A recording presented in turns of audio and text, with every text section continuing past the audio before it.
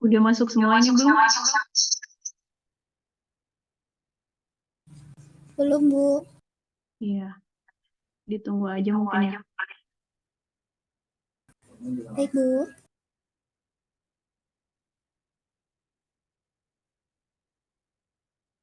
Saya sambil jalan aja ya.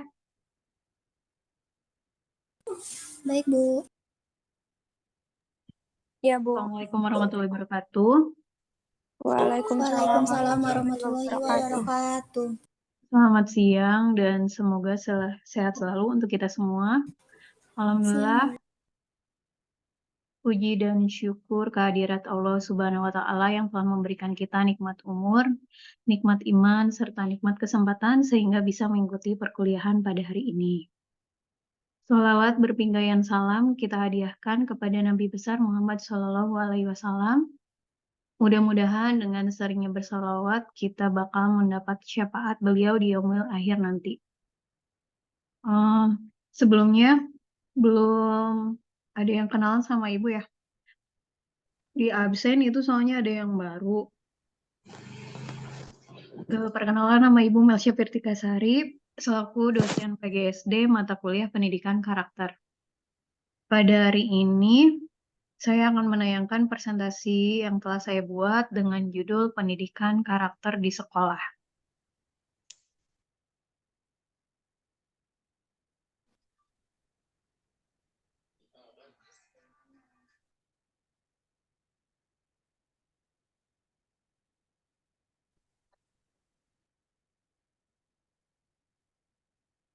Nah, capaian pembelajaran terhadap perkuliahan hari ini diharapkan mahasiswa dapat mendeskripsikan serta menjelaskan pendidikan karakter di sekolah. Sesuai dengan Grand Design Nasional dan mahasiswa dapat menjelaskan serta membuat konsep pendidikan karakter di sekolah sesuai dengan kearifan lokal lingkungannya. Pada saat saya presentasi, Anda diharapkan untuk menyimak jalannya presentasi yang saya sampaikan dengan saksama. Ketika ada yang ingin menanggapi materi atau ada hal yang kurang jelas atau kurang dimengerti, nanti dapat ditanyakan kepada saya pada akhir presentasi. Dan sebelum mengawali presentasi kali ini, marilah kita berdoa menurut agama dan kepercayaan masing-masing secara bersama-sama. Berdoa dipersilakan.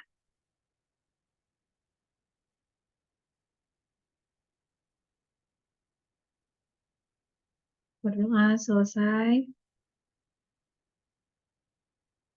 Oke, sebelumnya kita absen dulu ya di Zoom ya.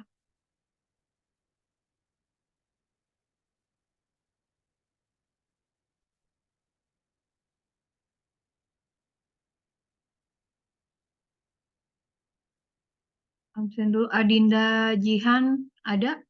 Hadir? Pindah, Bu, ke kelas karyawan. Adinda ada? Pindah, Bu, ke kelas karyawan. Aduh, nggak jalan. Oh, pindah.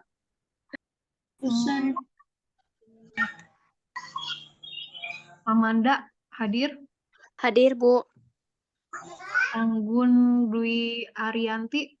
Hadir, Bu. Audita Derni.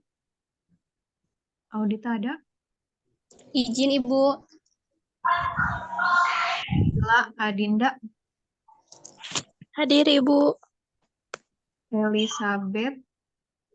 Milka Blesia. Tidak ada Elizabeth. Pamil. Ada? Hadir Ibu. Ya. Fahmi Abdul Malik. Fahmi ada Fahmi? Tidak ada. Vera Firnanda. Sakit Bu. Sakit.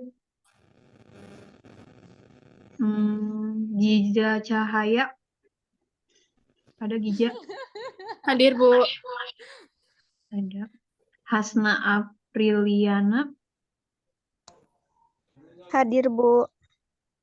Hilda. Hadir Bu.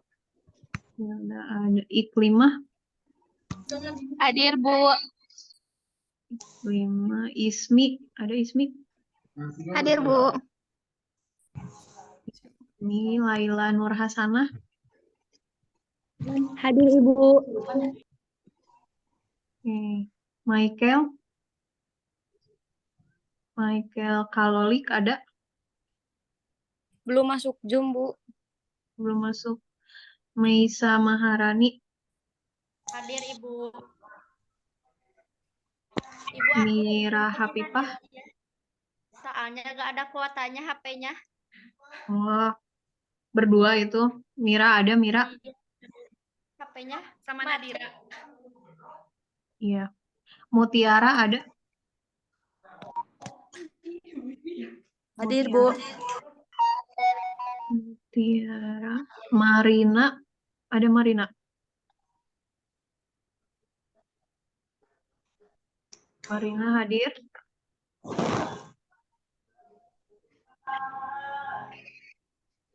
Marina ada, Marina? Tidak ada. Nadira. Nadira Nur Anissa. Hadir Ibu. Ada. Novia Sapitri. Hadir Bu, hadir. Putri Alparizki. Hadir Bu. Rahma Rahayu. Ibu. Ratih. Ada Ratih? Ratih hadir? Ada Ibu. Repalina. Repalina ada tidak? Repalina Putri. Tidak ada. Belum masuk, Bu. Rizka Rahmawati. Hadir Ibu. Rizky Aprianti. Hadir Bu. Sandi. Sandi ada?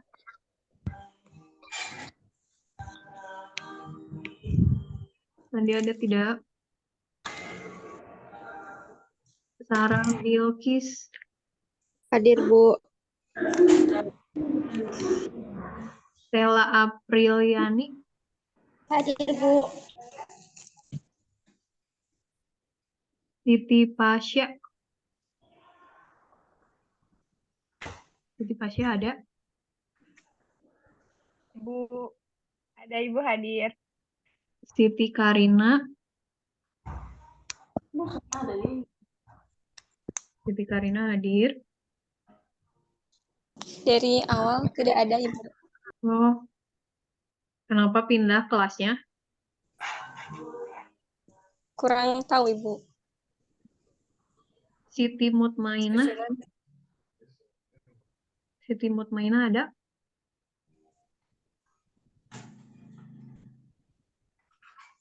Tidak ada. Siti Nabila. Hadir Ibu. Siti Nurhamidah, Hadir Ibu. Siti Julparamadani, Hadir Ibu. Suhaib ada,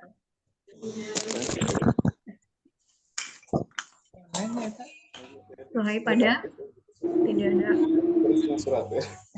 Syahla Melita, Syahla hadir, tidak ada. Tiara Rahmi, Tiara Rahmi ada. Hadir Bu. Wardah Lukman,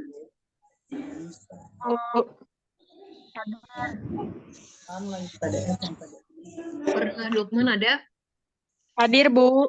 ada. Windy Yanti, Hadir Bu. sudah ya, sudah semua. Ada yang belum di absen? Iya Bu, saya belum dipanggil.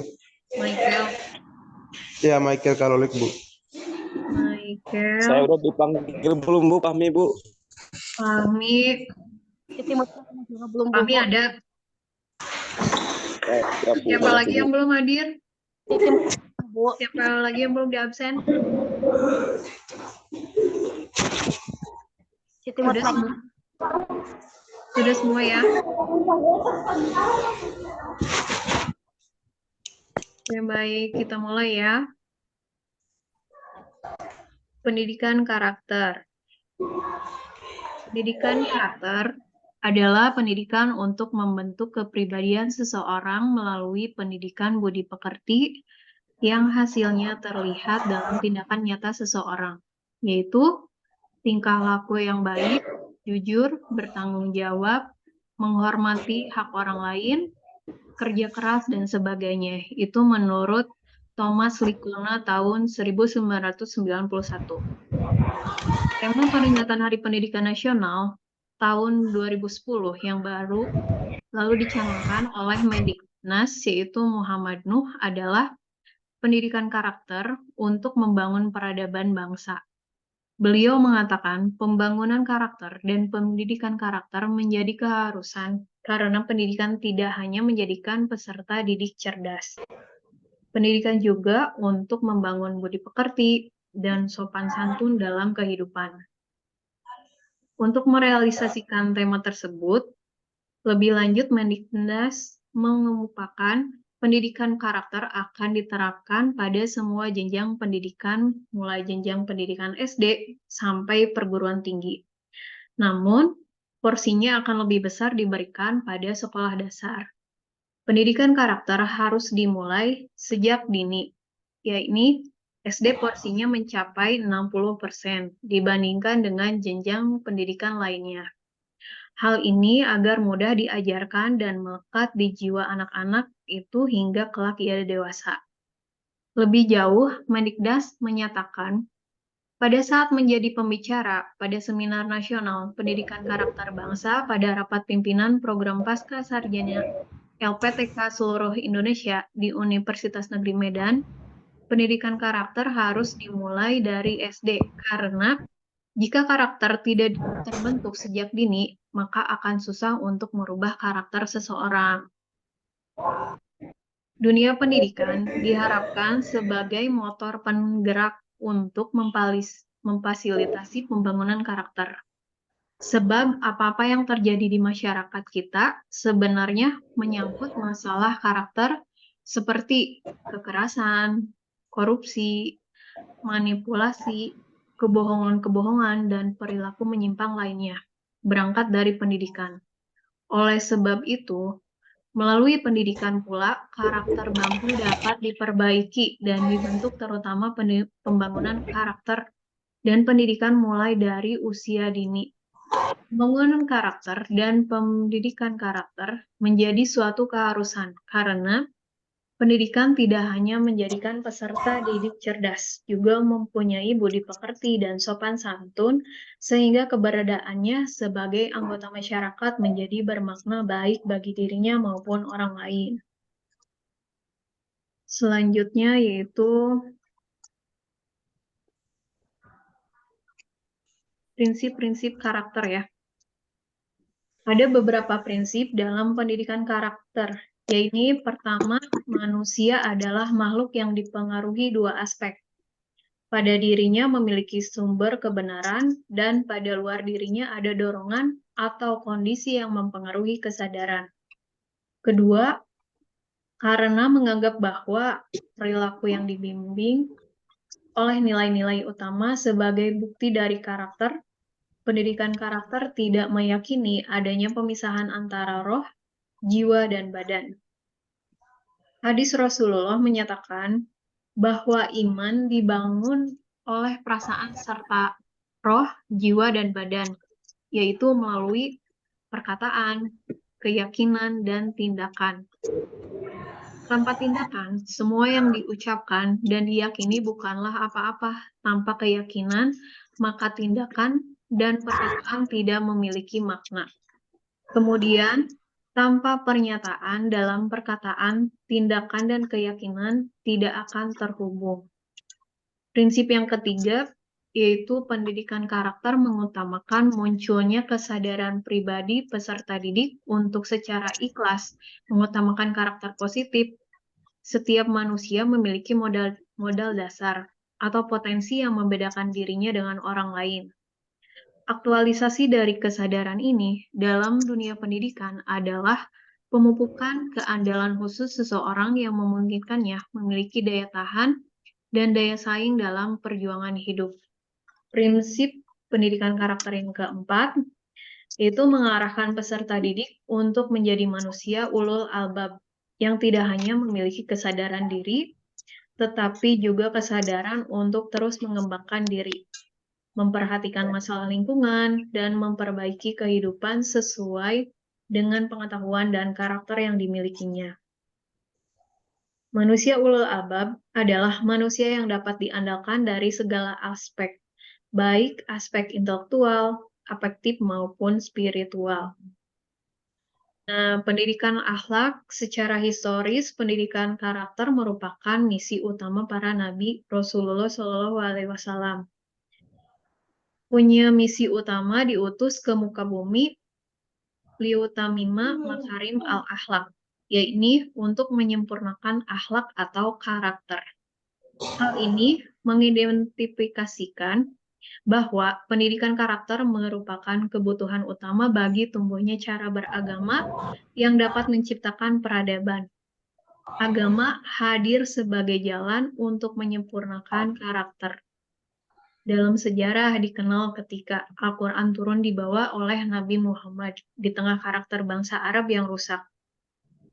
Al-Quran sebagai buku ajar yang menghadapi peserta didik, yaitu masyarakat Arab jahiliyah itu, melalui Al-Quran secara perlahan dan bertahap serta pasti. Karakter itu dibentuk ke dalam prinsip-prinsip ketundukan, kepasrahan, serta kedamaian, yaitu makna dasar Islam. Dimulai dari perintah membaca atau Iqra. Karakter Islam dibentuk, kemudian perlahan-lahan diingatkan untuk bangun dari berselimut, menghayati pergantian alam semesta, berkontemplasi pada malam hari, menghargai sesuatu sesuai dengan kodratnya, warubuka pakbir, dan membersihkan perilaku, wasiyabaka patohir. Pembentukan karakter begitu memenuhi materi-materi awal Al-Quran. Bahkan, perintah ritual ibadah seperti sholat, saum, zakat, dan haji dikaitkan dengan tumbuhnya karakter yang baik. Bahkan, ritual ibadah dianggap sia-sia apabila tidak didukung oleh ibadah sosial yang muncul sebagai wujud karakter yang positif. Menurut pandangan agama Islam, dianggap orang yang bangkrut atau pailit atau jatuh miskin atau muflis. Pendidikan akhlak, sebagaimana dirumuskan oleh Ibnu Maskawih, merupakan upaya ke arah terwujudnya sikap batin yang mampu mendorong secara spontan lahirnya perbuatan-perbuatan yang bernilai baik bagi seseorang. Dalam pendidikan akhlak ini, kriteria benar dan salah untuk menilai perbuatan yang muncul merujuk pada Al-Quran dan As-Sunnah. Sebagai sumber tertinggi ajaran Islam, lebih lengkapnya Ibnu Maskawi menyatakan, akhlak adalah keadaan jiwa seseorang yang mendorongnya untuk melakukan perbuatan-perbuatan tanpa melalui pertimbangan pikiran terlebih dahulu. Dengan demikian, pendidikan akhlak bisa dikatakan sebagai pendidikan moral dalam diskursus pendidikan Islam. Dari telaah konsep akhlak yang dikemukakan oleh tokoh-tokoh pendidikan akhlak seperti Ibnu Maskawi, Al-Ghazali, Ahmad Amin, Ibnu Sina menunjukkan bahwa tujuan puncak pendidikan akhlak adalah terbentuknya karakter positif dalam perilaku anak didik. Karakter positif ini tiada lain adalah penjelmaan sifat-sifat mulia Tuhan dalam kehidupan manusia, yaitu Al-Asmaul Husna. Selanjutnya yaitu pendidikan karakter. Pendidikan karakter dimulai dibicarakan sejak tahun 1990-an. Thomas Licona dianggap sebagai pengusungnya melalui karyanya yaitu The Return of Character Education, sebuah buku yang menyadarkan dunia barat bahwa pendidikan karakter adalah sebuah keharusan. Karakter, sebagaimana didefinisikan oleh Ryan dan Bohlin, mengandung 3 unsur pokok, yaitu mengetahui kebaikan atau knowing the good, terus mencintai kebaikan, loving the good, dan melakukan kebaikan, doing the good. Dalam pendidikan karakter, kebaikan seringkali dirangkum dalam sederet sifat-sifat baik. Pendidikan karakter adalah sebuah upaya untuk membimbing perilaku manusia menuju standar-standar baku. Upaya ini memberi jalan untuk menghargai persepsi nilai-nilai pribadi yang ditampilkan di sekolah. Fokus pendidikan karakter adalah pada tujuan etika, tetapi prakteknya meliputi penguatan kecakapan-kecakapan yang penting yang mencakup perkembangan sosial siswa. Pendidikan karakter bukan hanya mengajarkan mana yang benar dan mana yang salah, tetapi lebih dari itu, menanamkan kebiasaan tentang yang baik sehingga siswa didik menjadi paham, mampu merasakan, dan mau melakukannya. Karakter adalah tabiat seseorang yang langsung didrive oleh otak. Selanjutnya yaitu pelaksanaan pendidikan karakter di sekolah. Yang dikemukakan oleh para ahli pendidikan karakter dikemukakan berbagai cara atau metode adalah bahwa pertama menggunakan metode pembinaan. Sokrates dalam Ratna Megawangi mengemukakan bahwa perlunya formula 4M dalam pendidikan karakter, yaitu mengetahui, knowing the good, mencintai, loving the good, menginginkan, desiring the good, dan mengerjakan, acting the good. Kebaikan secara simultan dan berkesinambungan. Cara ini menunjukkan bahwa karakter adalah sesuatu yang dikerjakan berdasarkan kesadaran yang utuh. Sedangkan kesadaran utuh itu adalah sesuatu yang diketahui secara sadar, dicintainya, dan diinginkan. Dari kesadaran utuh ini, barulah tindakan dapat menghasilkan karakter yang utuh pula. Proses pengajaran yang bermula dari memberikan pengetahuan peserta didik tentang kebaikan, menggiring atau mengkondisikan agar peserta didik mencintai kebaikan tersebut. Kemudian, membangkitkan peserta didik agar menginginkan karakter yang diajarkan, dan terakhir mengkondisikan peserta didik agar mengerjakan kebaikan secara sukarela, simultan, dan berkesinambungan. Metode yang kedua yaitu dengan cara pembiasaan. Pembiasaan merupakan alat pendidikan. Dalam pembiasaan, peserta didik dipancing untuk menyadari karakter tertentu yang telah ditentukan. Baru kemudian karakter yang telah disadari dan diinginkan itu dibiasakan dalam keseharian. Pembiasaan dimulai dengan menetapkan sikap atau tingkah laku atau karakter yang baik, kemudian dilatihkan dan dibiasakan kepada peserta didik. Secara berproses, latihan-latihan yang dilakukan apabila diikuti dengan kesadaran dan mawas diri lama-kelamaan akan menyatu dalam kepribadian peserta didik dan itu menjadi karakter. Kebiasaan tersebut harus dilestarikan sehingga mempribadi atau menyatu dalam kehidupan peserta didik. Kemudian dalam pelaksanaan pendidikan karakter di sekolah, Doni Akusuma dalam Bambang Ki Anes tahun 2008 mengajukan 5 metode atau 5 cara pendidikan karakter. Yang pertama yaitu mengajarkan. Mengajarkan karakter berarti memberikan pemahaman pada peserta didik tentang struktur nilai tertentu, keutamaan bila dilaksanakan, maslahatnya, manfaatnya, kegunaannya, kerugiannya, atau bahayanya bila tidak dilaksanakan.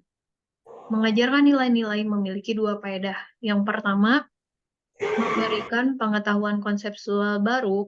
Yang kedua, menjadi pembanding atau atas pengetahuan yang telah dimiliki oleh peserta didik. Karena proses mengajarkan tidaklah menolong, melainkan melibatkan peserta didik. Inilah unsur metode pendidikannya. Dalam konsep mengajarkan ini, yaitu memberikan kesempatan kepada para peserta didik untuk mengajukan apa yang dipahaminya, apa yang pernah dialaminya, dan bagaimana perasaannya berkenaan dengan konsep yang diajarkan. Melalui cara ini, konsep yang diajarkan bukanlah sesuatu yang asing dan baru, melainkan sudah dialami atau pernah teramati oleh peserta didik. Konsep tetap diberikan dan menjadi otoritas guru.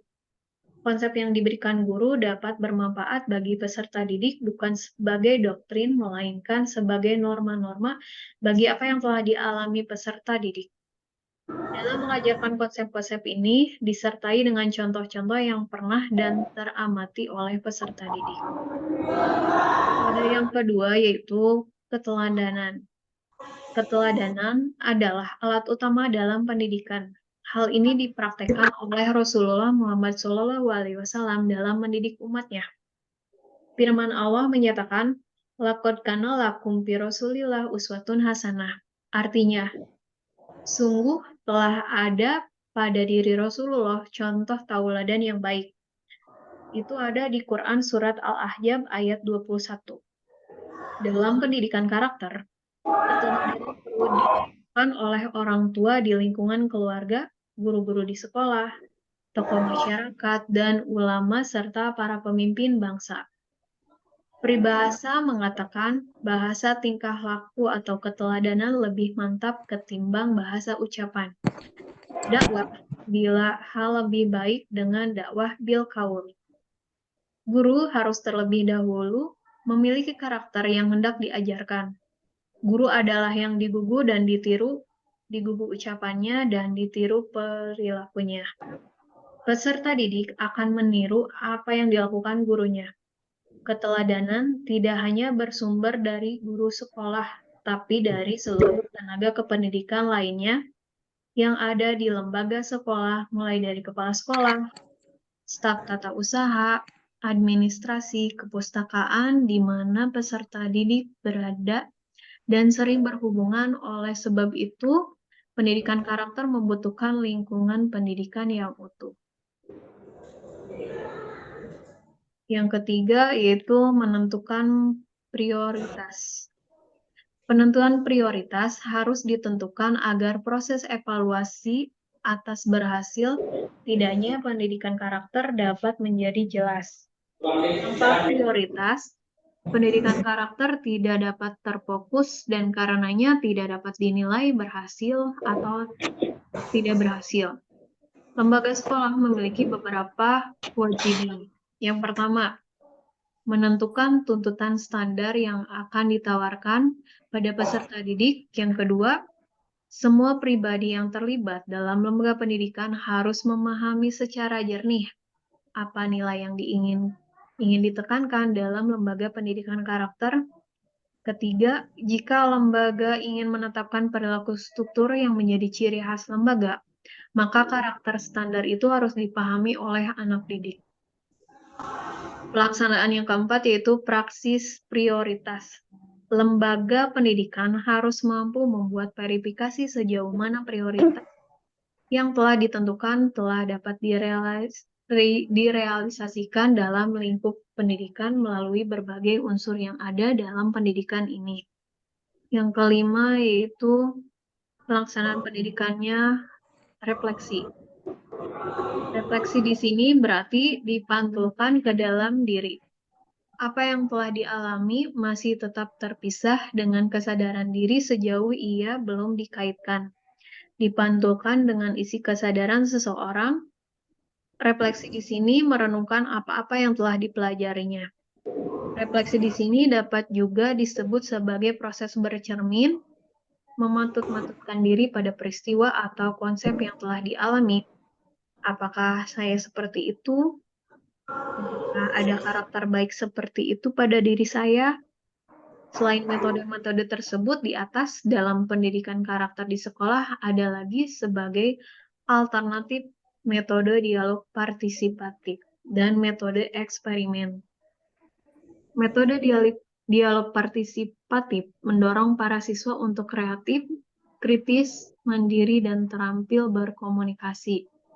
Metode dialog partisipasi dijabarkan atau dikonkretkan dalam kegiatan-kegiatan seperti diskusi kelompok, sharing pengalaman